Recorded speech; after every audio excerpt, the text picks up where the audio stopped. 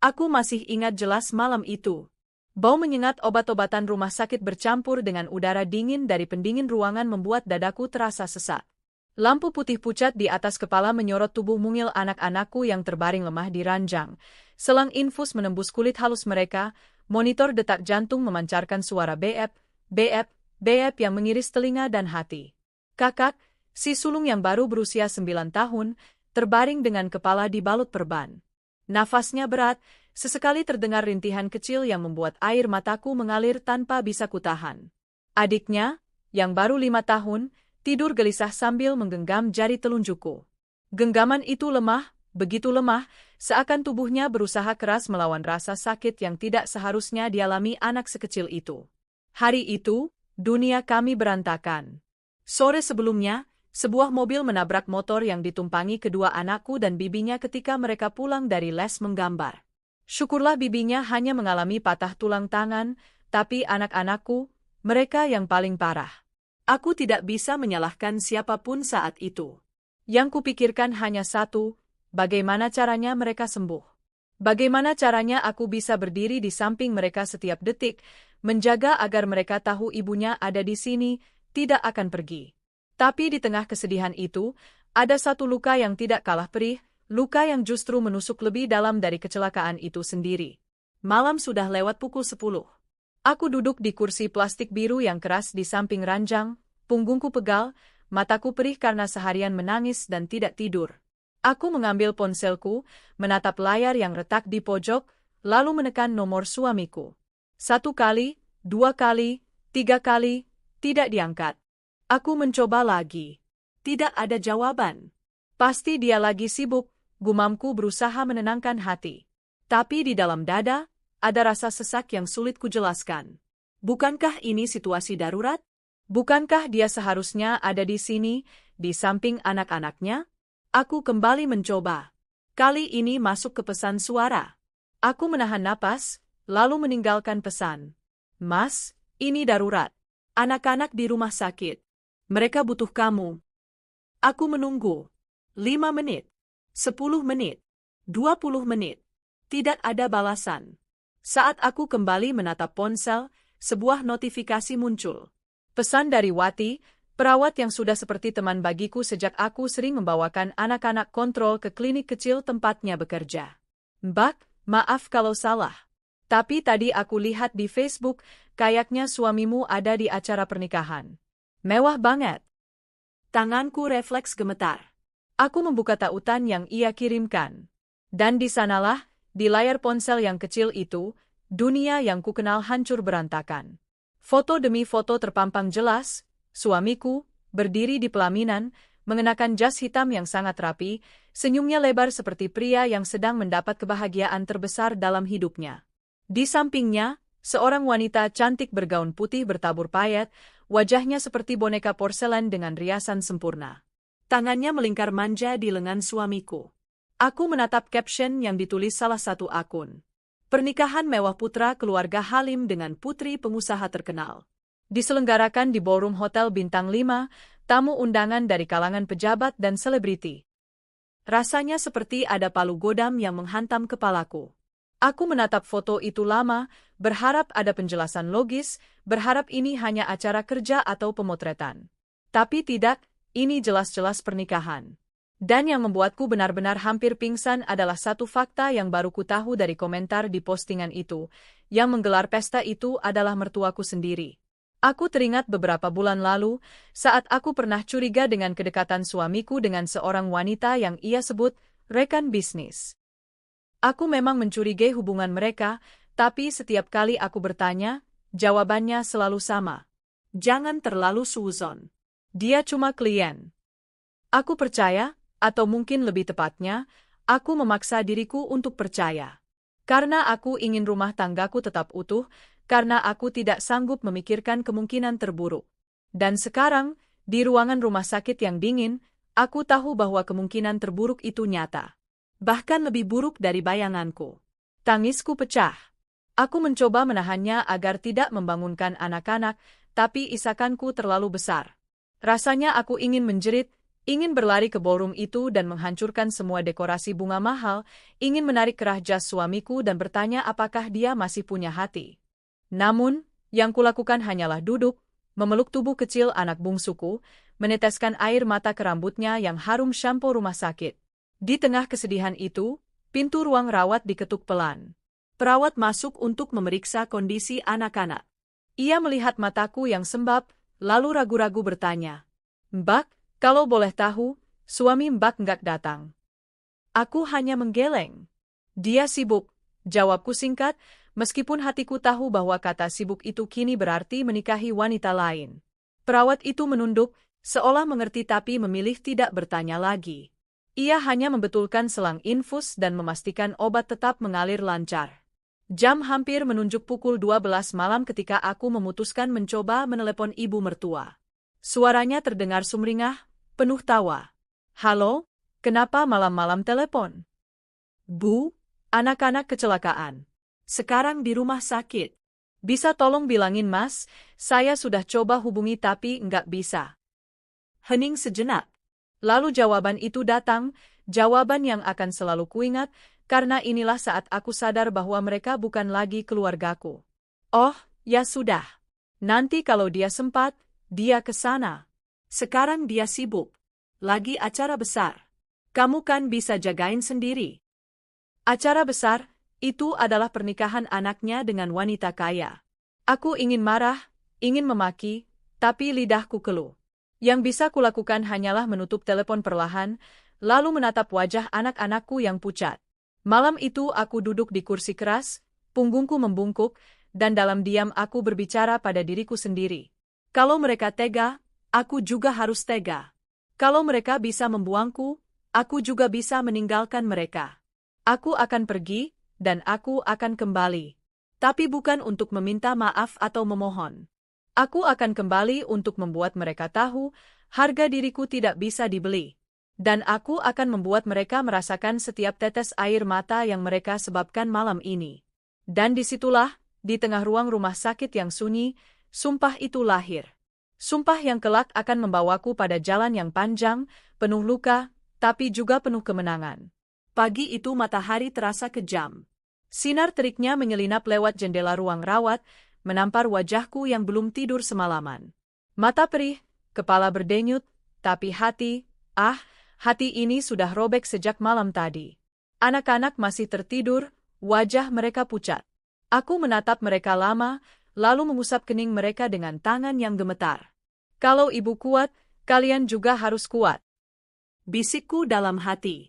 Tapi ada satu hal yang mengganjal.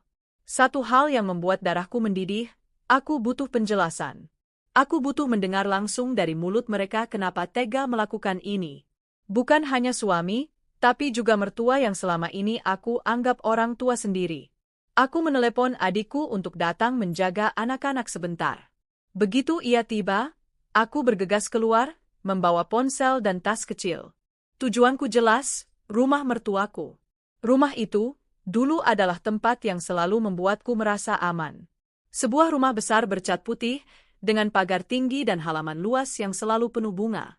Aku ingat setiap lebaran, aku membantu ibu mertua memasak opor dan rendang di dapur besar itu. Aku ingat saat pertama kali datang sebagai calon menantu, bagaimana ia memelukku sambil berkata, "Kamu sudah seperti anak sendiri." Tapi pagi ini, langkahku berat. Jantungku berdebar cepat. Aku menekan bel, dan setelah beberapa saat, seorang asisten rumah tangga membuka pintu. Wajahnya kaget melihatku. "Mbak, kok tiba-tiba?" "Saya mau ketemu ibu." Ia ragu sejenak, lalu mempersilakan aku masuk. Bau bunga melati dari vas besar di ruang tamu menusuk hidungku. Di dinding, foto-foto keluarga besar masih terpajang, termasuk foto pernikahanku dengan suami dulu. Foto itu kini terasa seperti ejekan. Tak lama, ibu mertua muncul dari ruang tengah. Ia mengenakan kebaya hijau muda, riasannya masih tipis tapi jelas sekali ini riasan sisa acara semalam. Senyumnya hambar saat melihatku. "Kamu? Ada apa pagi-pagi?" Aku mencoba menahan amarah. "Bu, saya mau tahu, semalam itu acara apa?" Ia tidak menjawab langsung, malah berjalan ke sofa dan duduk.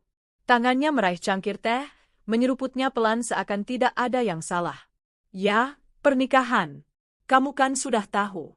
Daripada kamu dengar dari orang lain, mending saya bilang sendiri. Mas MU sudah menikah lagi. Kata-kata itu menghantamku lebih keras daripada yang kubayangkan. Kenapa, Bu? Kenapa kalian tega? Anak-anak di rumah sakit, nyawa mereka, dan kalian malah sibuk pesta. Ia mendesah panjang, lalu berkata dengan nada seperti sedang memberi nasihat pada anak kecil. Kamu harus mengerti. Keluarga itu perlu maju. Kamu dari keluarga biasa-biasa saja. Sementara perempuan itu, dia dari keluarga kaya, punya koneksi. Ini untuk masa depan Mas MU juga. Aku menatapnya tak percaya. Jadi, saya ini apa, Bu? Cuma batu loncatan? Dan anak-anak itu, cucu Bu, cuma sampingan. Ia menatapku dingin. Kamu tetap istri. Dia cuma tambah satu. Toh di agama, itu boleh.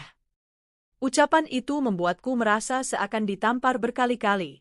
Aku ingin membantah, ingin berteriak bahwa ini bukan soal agama, tapi soal kemanusiaan, soal hati nurani. Tapi sebelum aku sempat bicara, suara pintu terbuka terdengar. Suamiku muncul. Ia mengenakan kaos santai, wajahnya tampak lelah tapi bukan karena memikirkan anak-anak di rumah sakit, lebih karena semalaman berpesta. Kamu di sini? Katanya datar. Aku berdiri, menatapnya tajam. Mas, anak-anak kritis. Kenapa kamu nggak ada? Kenapa malah menikah lagi? Ia menghela napas panjang, seperti orang yang bosan. Kamu harusnya ngerti, ini kesempatan besar. Keluarga dia bantuin usaha saya. Kamu tetap istri saya. Anak-anak tetap saya biayai. Apalagi yang kamu mau? Darahku mendidih. Yang saya mau suami yang punya hati. Saya mau ayah yang ada di samping anak-anaknya saat mereka berjuang hidup dan mati. Ia tersenyum miring, senyum yang membuatku semakin muak. Kamu terlalu drama. Hidup harus realistis. Lagi pula, kamu kan nggak pernah kekurangan. Kata-kata itu seperti menusuk ulu hati. Tidak kekurangan? Mungkin di matanya uang adalah segalanya. Tapi di mataku, kebersamaan, kesetiaan, dan rasa saling menghargai jauh lebih berharga. Aku menatap keduanya, suami dan ibu mertua, dan di detik itu aku sadar, aku tidak akan pernah lagi mendapatkan dukungan dari mereka. Mereka sudah memilih pihak. Dan aku hanya beban yang harus ditanggung demi anak-anak. Aku berdiri tegak. Baik. Kalau begitu, jangan salahkan saya kalau suatu hari nanti saya pergi. Pergi untuk selamanya. Dan kalau saya kembali, saya akan pastikan kalian merasakan semua yang kalian lakukan ke saya hari ini. Ibu mertua menatapku seperti melihat anak kecil yang sedang ngambek. Suamiku hanya mengangkat bahu. Mereka tidak tahu bahwa ancaman itu bukan omong kosong. Aku berjalan keluar dari rumah itu dengan langkah pasti. Matahari yang tadi terasa kejam kini seakan menjadi saksi sumpahku. Setiap langkahku di trotoar itu terasa berat, tapi di dalam hati ada api yang mulai menyala. Api itu adalah tekad. Tekad untuk tidak lagi menangis karena mereka. Tekad untuk membangun diriku kembali, meski dari nol. Tekad untuk suatu hari berdiri di hadapan mereka, bukan sebagai istri yang disia-siakan, tapi sebagai perempuan yang tak lagi bisa mereka injak harga dirinya. Dan saat aku kembali ke rumah sakit siang itu, melihat anak-anakku masih terbaring lemah, aku berjanji pada mereka dalam hati. Ibu akan membuat kita bangkit. Kita akan punya hidup baru. Tanpa mereka. Hari-hari setelah pertemuan di rumah mertua itu adalah masa-masa terberat dalam hidupku.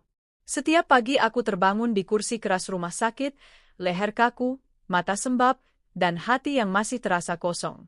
Anak-anakku masih di ruang perawatan, tapi perlahan-lahan kondisi mereka mulai membaik. Luka fisik mereka mulai sembuh, tapi aku tahu, luka di hati mereka akan membutuhkan waktu jauh lebih lama. Aku memutuskan satu hal, aku tidak akan menunggu belas kasihan dari suami atau mertuaku.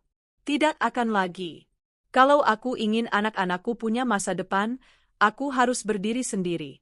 Setelah anak-anak cukup sehat untuk dipulangkan, aku mengambil keputusan yang menyakitkan tapi perlu. keluar dari rumah yang selama ini kami tempati bersama suami.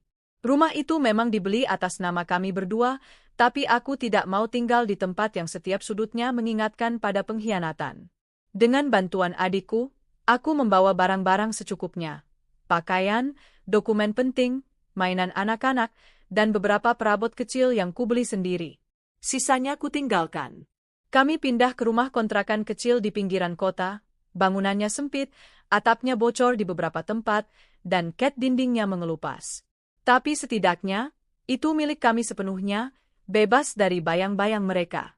Masalah pertama yang harus kuhadapi adalah penghasilan. Selama ini aku hanya membantu suami di usahanya dan mengurus anak-anak. Kini, tanpa dukungan darinya, aku harus menemukan cara menghasilkan uang.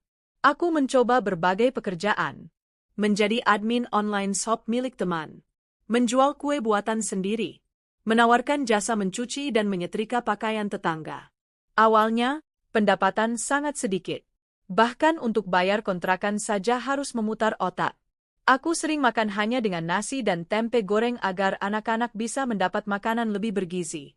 Ada hari-hari di mana aku menangis diam-diam di kamar mandi setelah anak-anak tidur, menatap dompet yang hanya berisi lembaran lusuh 10 ribuan.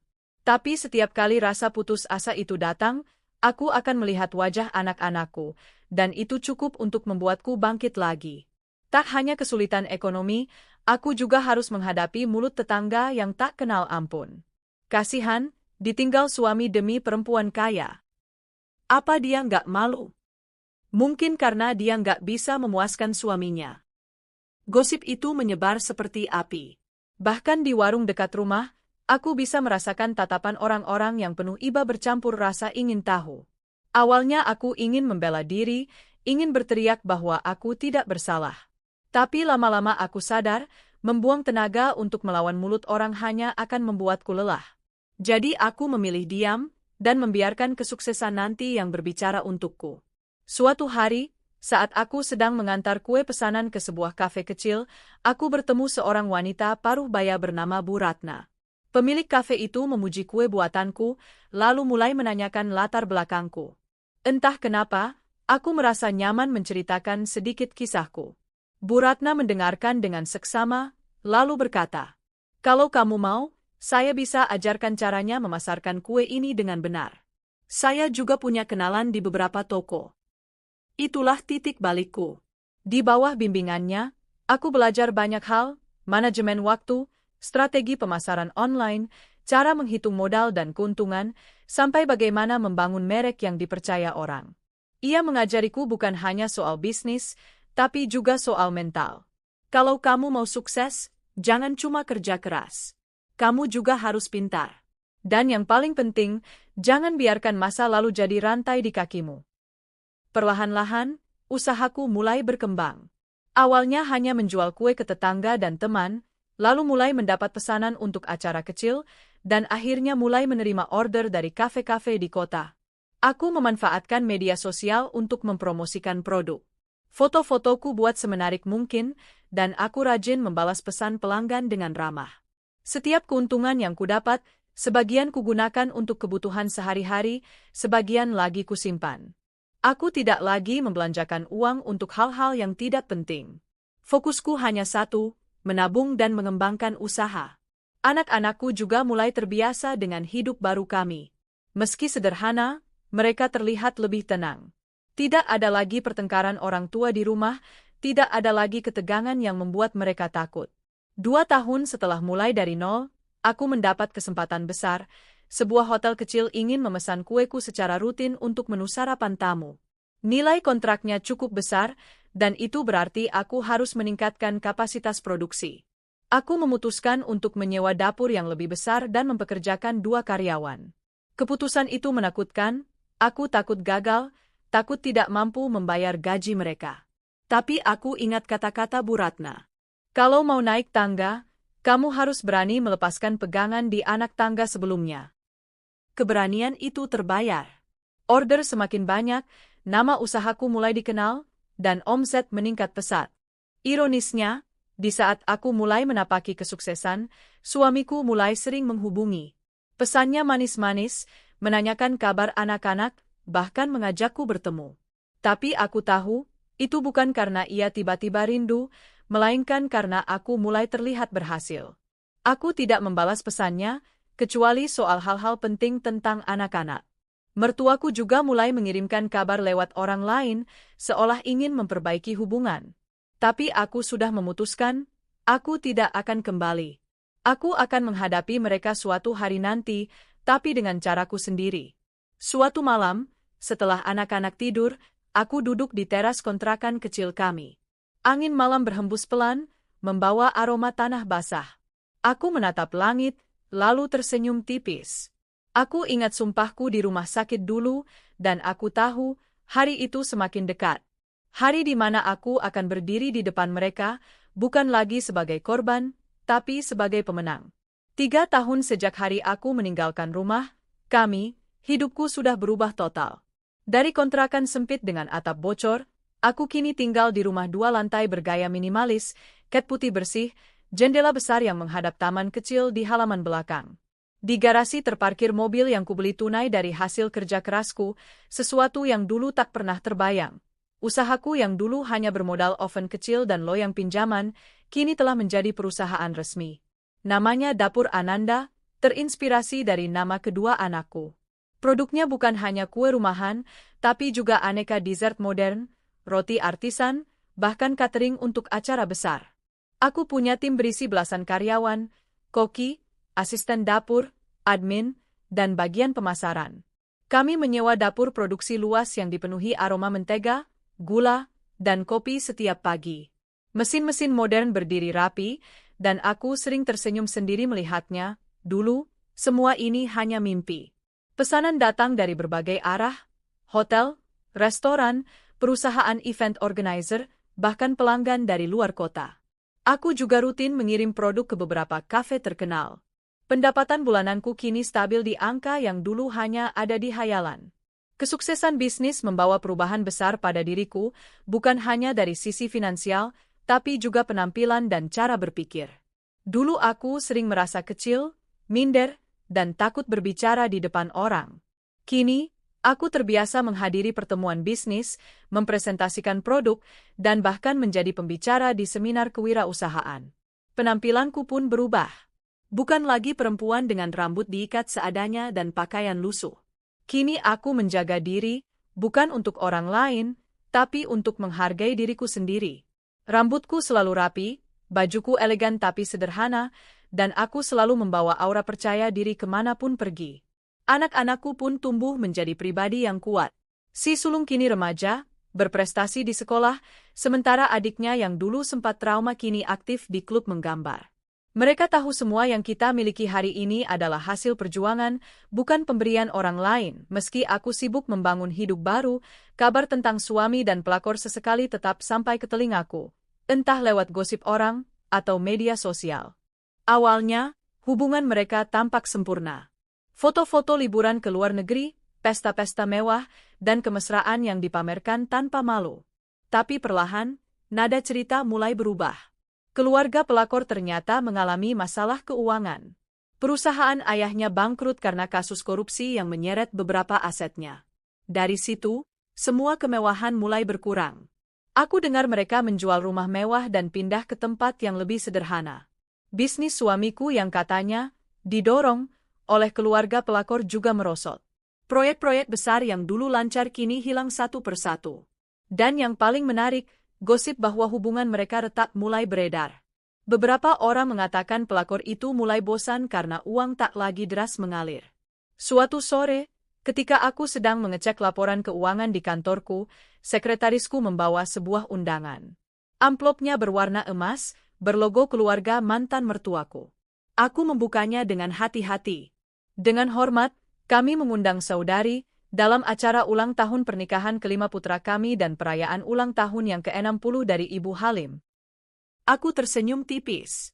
Jadi, mereka masih berani mengundangku? Mungkin mereka ingin pamer, atau sekadar menjaga citra di depan tamu undangan. Atau mungkin, mereka mulai menyadari sesuatu. Aku menatap undangan itu lama. Di pikiranku, terbayang kembali malam di rumah sakit, tatapan dingin ibu mertua, senyum sinis suami, dan sumpah yang kuucapkan. Tiba-tiba aku tahu, ini adalah panggungku. Ini saatnya aku kembali, bukan sebagai korban, tapi sebagai perempuan yang telah menang. Aku tidak ingin datang dengan amarah yang meledak-ledak. Tidak perlu teriak, tidak perlu mengumpat. Aku ingin mereka merasakan malu yang membakar, tapi dalam diam, di depan semua orang.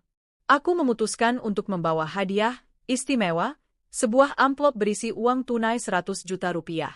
Bukan sebagai hadiah tulus, tapi sebagai simbol, seolah-olah aku membayar harga diri mereka yang dulu mereka jual demi uang. Aku membayangkan bagaimana wajah mereka saat aku menyerahkan amplop itu di depan semua tamu, lalu mengucapkan kalimat yang akan menancap di kepala mereka selamanya. Bukan dendam yang berteriak, tapi dendam yang tersenyum. Hari-hari menjelang acara itu, aku menyiapkan diri dengan detail. Aku memesan gaun khusus, potongan sederhana namun elegan, warna hitam pekat dengan sedikit aksen emas di pinggang. Sepatuku hak tinggi, tas tangan mungil tapi berkelas, dan perhiasan tipis yang tidak berlebihan. Aku ingin terlihat seperti seseorang yang sukses dan tahu nilainya. Anak-anakku sempat bertanya kenapa aku mau pergi. Aku hanya tersenyum dan berkata, kadang, untuk menutup satu bab dalam hidup, kita harus menatapnya langsung dan mengucapkan selamat tinggal. Semakin dekat hari H, semakin sering aku menerima kabar baru tentang mereka. Gosip bahwa pelakor mulai jarang terlihat bersama suamiku. Desas-desus bahwa mereka sering bertengkar soal uang. Aku tidak tahu apakah itu benar, tapi jujur saja, aku tidak peduli. Yang kupedulikan adalah satu hal, saat aku melangkah masuk ke ruangan itu nanti, mereka akan melihat siapa aku sekarang. Dan mereka akan menyesal, bukan karena kehilangan aku, tapi karena kehilangan kesempatan untuk berada di sisiku saat aku bangkit. Hari itu, langit cerah dan udara hangat menyelimuti kota. Suasana pagi terasa tenang, tapi hatiku berdegup cepat. Ini bukan hari biasa. Ini adalah hari ketika aku akan menghadapi masa lalu secara langsung, tanpa amarah yang meledak-ledak, tapi dengan ketenangan yang menusuk lebih dalam dari 1000 kata marah. Aku bangun lebih pagi dari biasanya, menatap cermin di kamar. Rambutku tersisir rapi, gaun hitam dengan aksen emas melingkar di pinggang membuatku terlihat elegan namun tegas. Aku menatap mata sendiri di cermin. Ini aku sekarang. Ini yang kalian lewatkan. Anak-anakku, yang sudah terbiasa dengan kehidupan baru, duduk sarapan di meja kecil. Mereka tersenyum padaku, tidak tahu rencana ibunya yang sedikit kejam tapi berkelas ini. Aku membalas senyum mereka, hati lega melihat wajah mereka ceria. Mereka tetap prioritasku. Mobilku meluncur pelan ke gedung mewah di pusat kota. Ballroom itu sudah dipenuhi dekorasi bunga putih dan emas. Dari jauh, terlihat tamu-tamu datang mengenakan pakaian formal, beberapa mengenaliku dari media sosial dan gosip bisnis. Aku menurunkan anak-anak di ruang khusus anak. Mereka akan diawasi oleh beberapa staf yang disewa oleh panitia. Mereka aman, dan aku bisa fokus pada misi hari ini. Aku menarik napas panjang sebelum turun dari mobil, memegang amplop berisi 100 juta rupiah di tas kecil. Amplop itu bukan hanya uang, tapi simbol harga diri yang dijual dan pengkhianatan yang kutanggung. Begitu aku melangkah masuk ke ballroom, semua mata langsung tertuju padaku. Aku bisa merasakan bisikan-bisikan, tatapan penasaran, bahkan beberapa wajah lama yang dulu mengejakku menegang. Dan di tengah ruangan, mereka ada.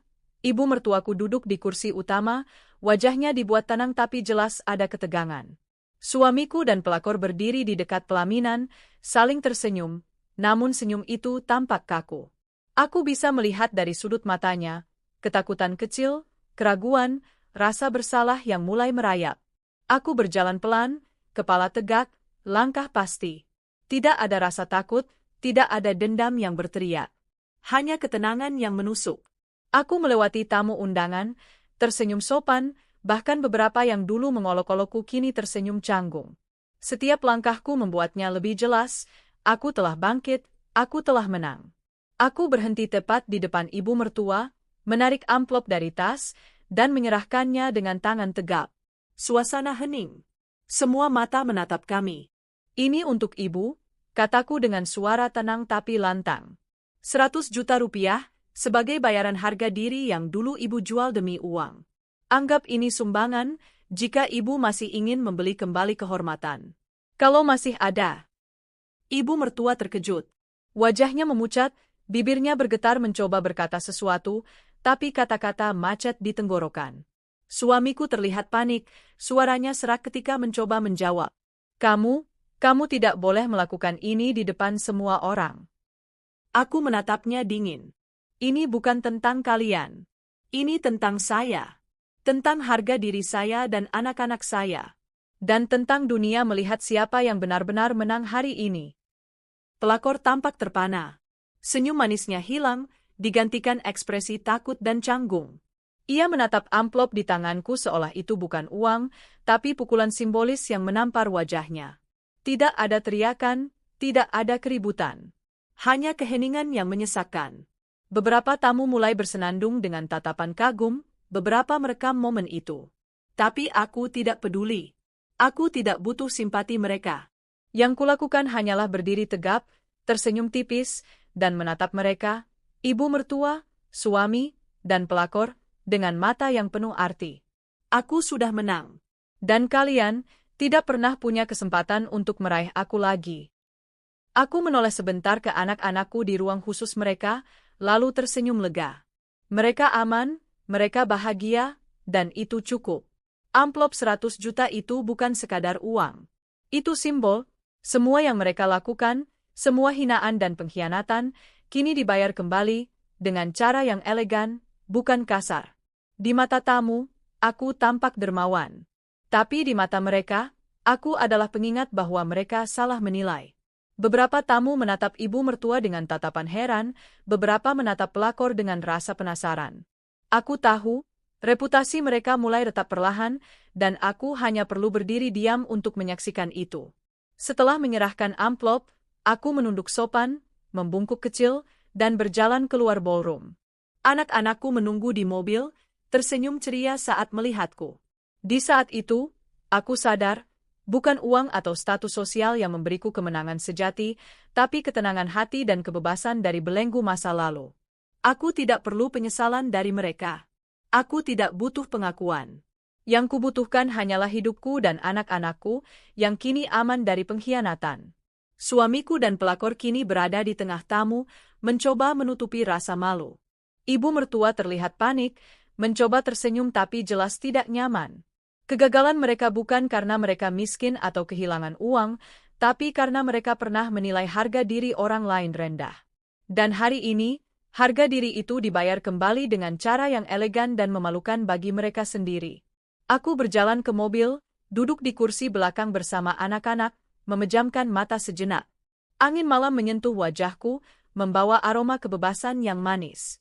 Aku tersenyum tipis, mengetahui bahwa bab lama dalam hidupku telah ditutup dengan cara yang paling sempurna. Hari setelah kejadian di ballroom itu terasa seperti dunia baru. Kabar tentang kemunculanku, amplop 100 juta, dan ketenangan penuh percaya diri yang kubawa menyebar cepat. Dari media sosial hingga gosip di kantor, semua orang membicarakan momen itu. Aku duduk di kantor sambil menatap laporan penjualan yang baru masuk. Tapi pikiranku sesekali melayang ke malam sebelumnya, tatapan heran ibu mertua, wajah cemas suami, dan pelakor yang tampak kehilangan kontrol. Tak butuh waktu lama bagi dunia luar untuk merespons. Telepon dari teman-teman lama, klien, dan bahkan rekan bisnis baru terus berdatangan. Semua ingin tahu siapa perempuan anggun yang mampu menampilkan kekuatan dan kesuksesan tanpa teriak atau arogansi, hanya dengan ketenangan. Media sosial penuh komentar. Wow, dia benar-benar menang. Gadis biasa-biasa saja bisa jadi inspirasi. Luar biasa, ini bukan soal uang, tapi harga diri. Beberapa akun gosip mulai menyoroti keluarga suami. Foto-foto pesta yang sempat dibanggakan kini dipenuhi komentar sinis, pesta mewah tapi malah malu-maluin. Aku membaca semua itu dengan tenang, tidak tersenyum berlebihan, tapi ada kepuasan yang dalam. Dunia akhirnya melihat siapa yang benar. Di sisi lain, gosip tentang rumah tangga suami dan pelakor mulai beredar lebih luas. Teman-teman bisnis dan keluarga mulai menyadari adanya ketegangan. Suamiku yang dulu terlihat percaya diri kini mulai sering terlihat tegang, kehilangan aura yang dulu melekat padanya. Pelakor, yang awalnya terlihat angkuh dan penuh senyum manis, mulai tampak gelisah. Aku mendengar dari beberapa orang bahwa ia mulai mempertanyakan hubungannya sendiri, merasa tidak nyaman karena sorotan publik dan tatapan penuh arti dari orang-orang yang dulu mereka kenal. Ibu mertua mencoba menenangkan keadaan, tapi aura kesombongan yang dulu ia gunakan untuk memanipulasi orang kini memudar. Mereka mulai sadar bahwa dunia tidak lagi memandang mereka dengan hormat. Sementara itu, anak-anakku tumbuh dalam lingkungan baru yang aman dan hangat. Mereka sering bertanya tentang kita dulu, dan aku selalu menjawab dengan bijak. Kadang, orang dewasa melakukan kesalahan. Tapi yang penting kita belajar dari itu dan tetap bersama. Anak-anak tidak mengetahui detail balas dendamku, tapi mereka merasakan perubahan. Mereka bangga melihat ibunya kuat, sukses, dan tidak tergantung pada orang lain. Kepercayaan diri mereka meningkat. Kakak yang dulu pemalu kini berani berbicara di sekolah, mengikuti lomba, dan adiknya mulai percaya diri mengeksplorasi hobi menggambar. Kesuksesan dan ketenangan yang kubawa membuatku mendapatkan lebih banyak peluang bisnis. Beberapa perusahaan besar mulai menghubungiku untuk kolaborasi, sementara media lokal ingin mewawancarai tentang perjalanan hidupku. Aku menyadari bahwa balas dendam yang paling mematikan bukanlah kekerasan atau kata-kata kasar, tapi kekuatan yang muncul dari ketenangan, kompetensi, dan reputasi. Semua orang melihatku sebagai contoh perempuan yang bangkit, dan itu membuat mereka, mantan suami dan keluarga pelakor, tampak semakin kecil. Beberapa minggu kemudian, aku menghadiri acara bisnis di hotel. Tak sengaja, aku bertemu mantan suami dan pelakor di sana. Suamiku tampak tegang saat melihatku, wajahnya pucat, sedangkan pelakor berusaha tersenyum namun matanya mengisyaratkan rasa cemas.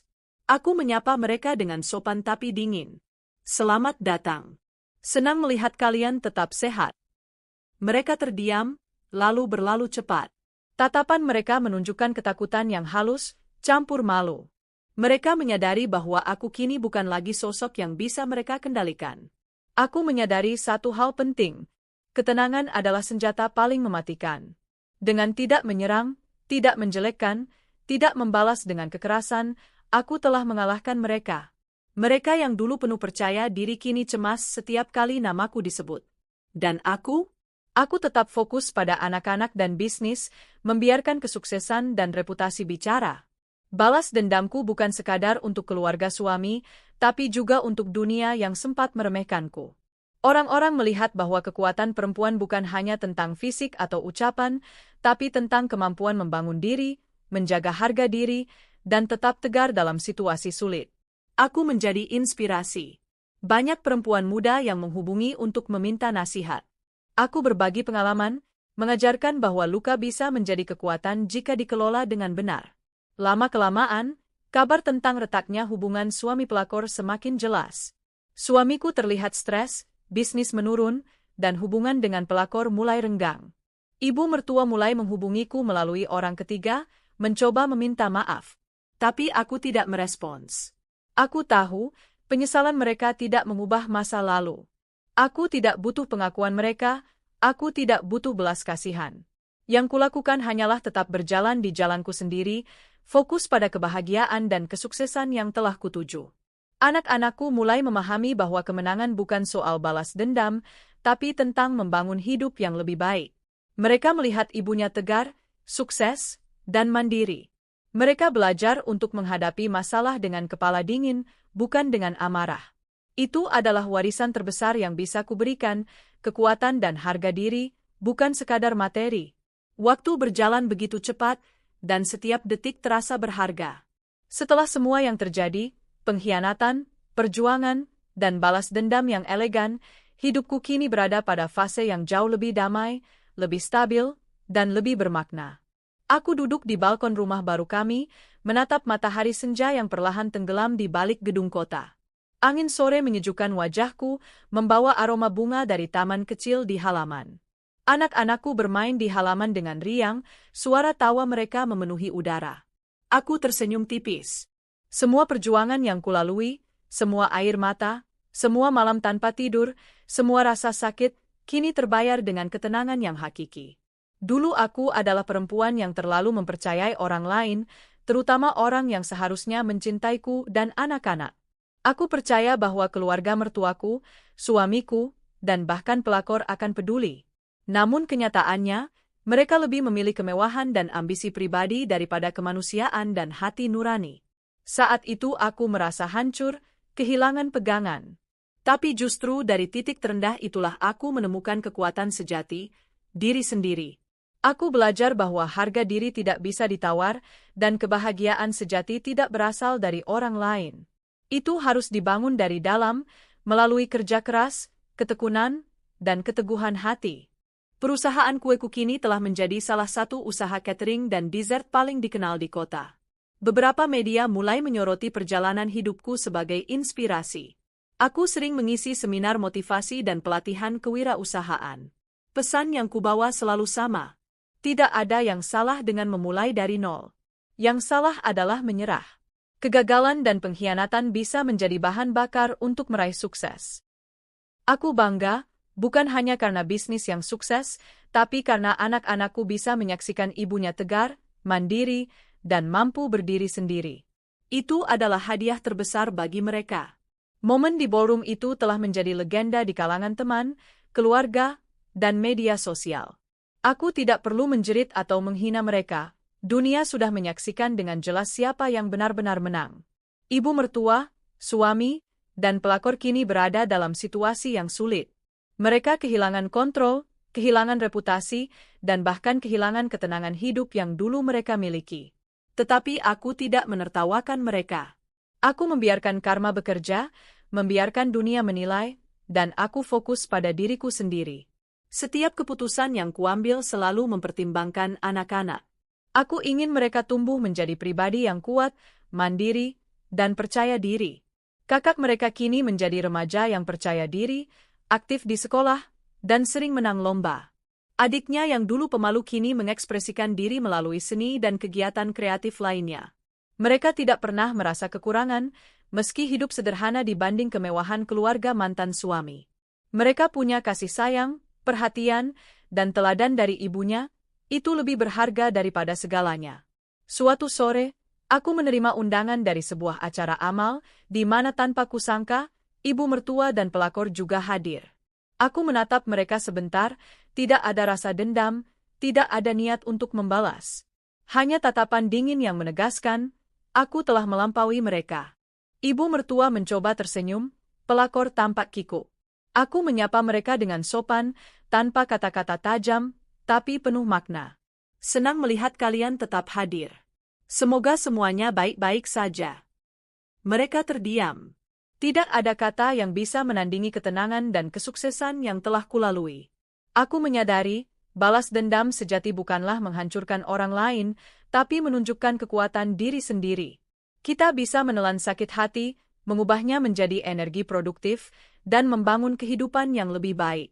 Keluarga mantan suami mungkin masih menyesal, mungkin masih merasa kehilangan kesempatan, tapi itu bukan urusanku. Yang penting adalah aku telah menang secara hakiki, finansial, emosional, dan psikologis. Malam itu, aku duduk di teras dengan anak-anak tidur lelap di kamar. Aku menatap langit malam, bintang-bintang berkelip lembut. Aku merasa damai. Tidak ada amarah, tidak ada dendam yang tersisa. Hanya ketenangan hati yang lahir dari perjuangan, kesuksesan, dan pengorbanan. Aku tersenyum tipis, mengulang dalam hati sumpah yang dulu kuucapkan.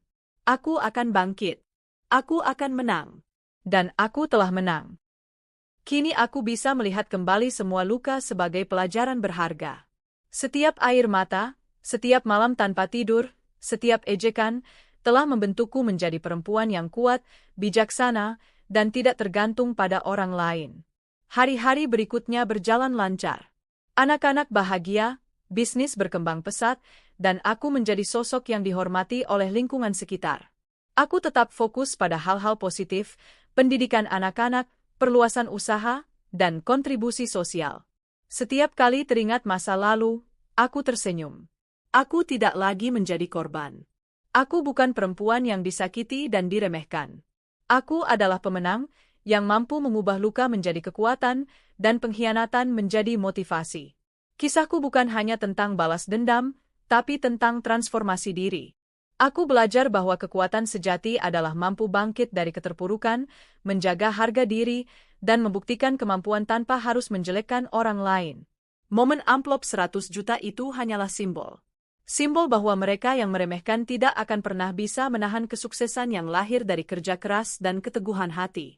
Anak-anakku menjadi bukti hidup bahwa perjuangan tidak sia-sia. Mereka belajar untuk percaya diri, mandiri, dan menghargai diri sendiri. Dan aku menatap masa depan dengan keyakinan penuh. Tidak ada lagi bayangan masa lalu yang mengikat, tidak ada lagi dendam yang menggerogoti. Hanya kebebasan, kesuksesan, dan ketenangan hati yang sejati. Aku telah menutup bab lama, dan memulai bab baru, bab yang penuh kebahagiaan, prestasi, dan cinta sejati dari orang-orang yang benar-benar peduli. Di bawah cahaya bulan, aku tersenyum. Aku menang, bukan dengan amarah, tapi dengan ketenangan dan keberhasilan yang nyata. Waktu berjalan, dan hidupku kini terasa seperti lembaran baru yang penuh warna. Setelah semua pengkhianatan, kesedihan, perjuangan, dan momen balas dendam yang elegan, aku menemukan ketenangan yang sejati, ketenangan yang tak bisa diambil oleh siapapun. Setiap pagi, aku bangun di rumah baru kami, menyaksikan anak-anakku berlarian di halaman dengan tawa riang yang menular. Tidak ada rasa takut atau cemas seperti dulu. Tidak ada bayang-bayang suami yang berkhianat atau mertua yang penuh kepalsuan. Aku duduk di teras sambil menyeruput teh hangat, menatap langit biru yang tenang, dan tersenyum. Betapa jauhnya perjalanan ini dari hari-hari pertama saat anak-anak kritis di rumah sakit, dan aku hanya bisa duduk pasrah, menatap pengkhianatan yang datang tanpa ampun. Perjalanan hidupku mengajarkanku banyak hal yang tak ternilai. Aku belajar bahwa kekuatan sejati lahir dari ketenangan hati. Dulu, aku marah, menangis, dan merasa hancur. Tapi aku sadar, membiarkan emosi menguasai diri tidak akan menyelesaikan apapun. Yang bisa mengubah keadaan adalah ketenangan, fokus, dan strategi yang matang. Balas dendam paling efektif bukan melalui kekerasan atau kata-kata kasar, tapi melalui kesuksesan diri sendiri. Amplop 100 juta rupiah yang kuberikan di acara keluarga suami hanyalah simbol. Dunia melihatnya, dan mereka, ibu mertua, suami, pelakor, merasakannya. Tapi aku tidak perlu teriak, tidak perlu menjelekkan. Kesuksesan dan ketenangan berbicara lebih keras daripada kata-kata. Harga diri dan kebahagiaan tidak bisa dibeli atau dipinjam dari orang lain. Mereka yang dulu meremehkanku tidak bisa membeli atau mengembalikan harga diriku. Aku membangunnya sendiri, dari nol, dengan kerja keras, ketekunan, dan doa. Anak-anakku menjadi alasan terbesar untukku tetap bangkit. Mereka bukan hanya penerima kasih sayang, tapi juga cermin dari perjuanganku. Kakak mereka kini remaja yang percaya diri. Dulu pemalu, kini berani bicara di depan kelas, berpartisipasi aktif dalam lomba, dan menunjukkan bakatnya di bidang akademik dan seni. Adiknya yang dulu trauma akibat kejadian di rumah sakit kini mengekspresikan diri dengan bebas. Menggambar, bernyanyi, dan bermain dengan teman-temannya tanpa rasa takut. Melihat mereka bahagia adalah kemenangan sejati bagiku. Semua yang kulakukan, menghadapi pengkhianatan, membangun bisnis dari nol, dan membuktikan diri di hadapan dunia, semua itu untuk mereka. Dulu aku adalah perempuan yang ragu, takut berbicara, dan selalu bergantung pada orang lain. Kini aku menjadi sosok yang mandiri, percaya diri, dan dihormati.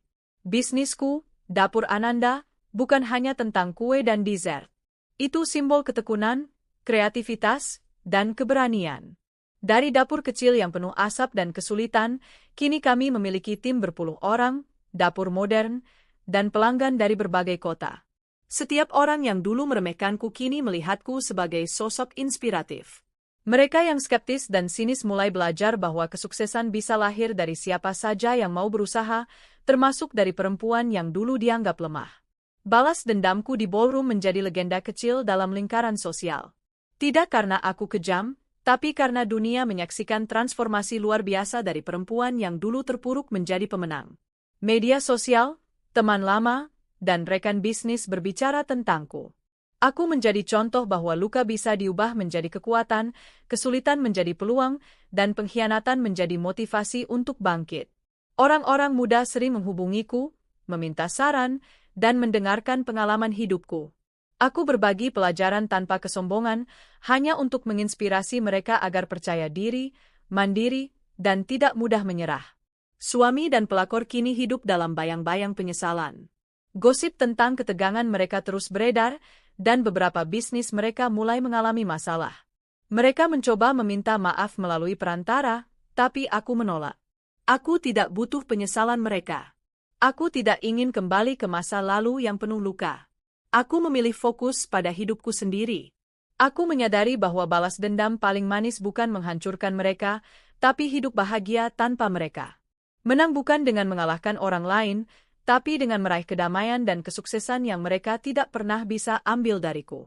Di malam hari, setelah anak-anak tidur, aku duduk di balkon. Angin malam menyejukkan, dan bintang-bintang berkelip lembut di langit gelap.